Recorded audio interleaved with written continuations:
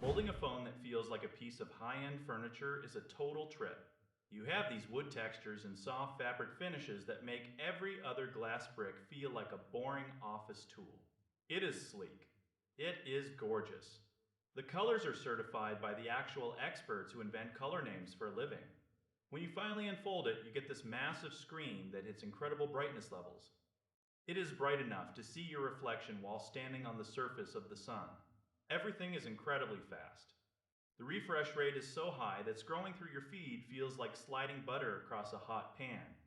The real magic happens before you even open the thing. That outer display is massive. It covers almost the entire front face of the device.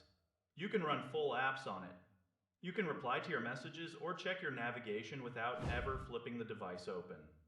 It turns the phone into this tiny, pocketable command center that fits in the palm of your hand. Using the high-quality main cameras for selfies while looking at that big outer screen is a massive win for anyone who cares about their photo quality.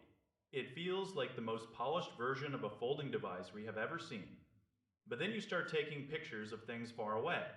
In broad daylight, the primary sensor in the triple lens system is great.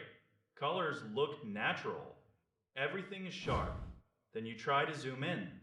That is where the dream starts to crack a little bit.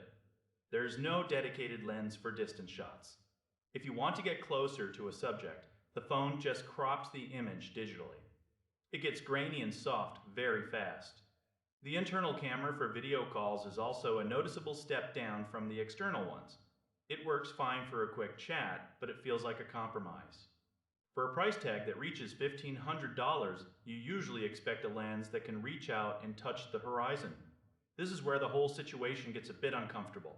This new model costs $200 more than the version that came out just last year. What exactly are you getting for that extra stack of cash? You get a tiny 6% increase in battery capacity. That is basically nothing in the real world.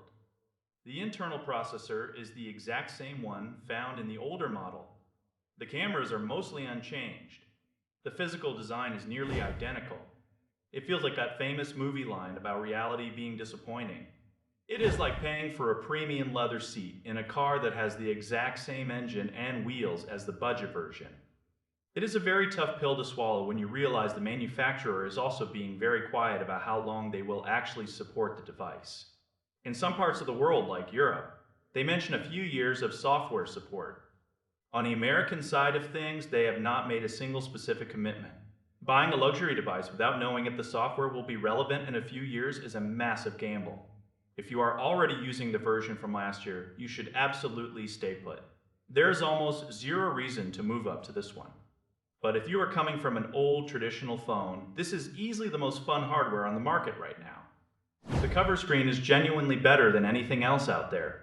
You just have to go in with your eyes wide open. You are paying a massive premium for style. You are not paying for a giant leap in technology. It is a luxury item through and through. It is beautiful. It is flawed. It is undeniably expensive.